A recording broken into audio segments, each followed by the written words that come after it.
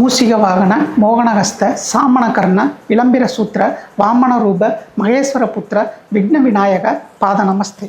இப்போ பொதுவாக பார்த்தீங்க அப்படின்னா ஒரு குடும்பத்தில் பார்த்தீங்க அப்படின்னா அப்பாவும் கஷ்டப்பட்டுட்டு இருப்பார், மகனும் கஷ்டப்பட்டுட்டு இருப்பான், பேரனும் கஷ்டப்பட்டுட்டு இருப்பாங்க.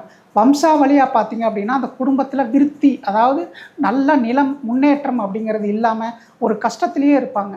சில ஜாதக அமைப்பாக பார்த்தோம் அப்படின்னா சில சாபங்கள் ஜாதகத்தில் இருந்தாக்கா அந்த குடும்பம் அப்படிங்கிறது விருத்தி அடையாது அப்படின்னா குழந்தை பாக்கியம் இல்லை, வாழ்க்கையில் முன்னேற்றம் அடைகிறது, ஒரு நல்ல நிலைக்கு வர்றது, வாழ்நாள் பூரா கஷ்டப்பட்டுக்கிட்டே இருக்கிற மாதிரியான நிலைகள் அப்படின்னு பார்த்திங்கன்னா சில சாபங்கள் நமக்கு கொடுக்கும். ஜாதக ரீதியாக சில சாபங்கள் இருந்தால் அந்த குடும்பம் பார்த்திங்கன்னா வம்சாவளியாக கஷ்டப்படுவாங்க.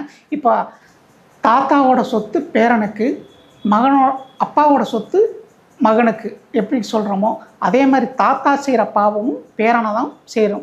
எப்படி அப்படின்னு கேட்டிங்கனாக்கா ஒரு குடும்பத்தில் சாபம் அப்படிங்கிறது வம்சாவளியாக வரும். அதில் பெண் சாபம் அப்படிங்கிறது உண்டு.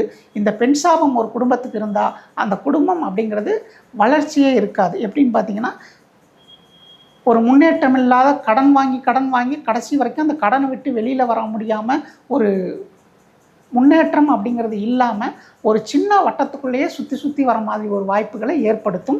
இந்த பெண் சாபம் அப்படிங்கிறது ரொம்ப கடுமையானது. ஜாதகத்தில் சுக்கிரனோட ராகு சேர்ந்திருந்தால் இந்த மாதிரியான பெண் சாபம் அந்த குடும்பத்திற்கு உண்டு. இப்படி இருக்கிறவங்க அதுக்கு சரியான பரிகாரம் பண்ணிக்கிட்டாங்க அப்படின்னா தான் இந்த சாபத்திலிருந்து அந்த குடும்பம் வெளிவிட முடியும். இல்லை அப்படின்னாக்கா அது வம்சாவளியாக அந்த கஷ்டத்தை மீண்டும் அவங்க அனுபவிக்க வேண்டிய ஒரு கட்டாயத்திற்கு தள்ளப்படுவார். நன்றி, வணக்கம்.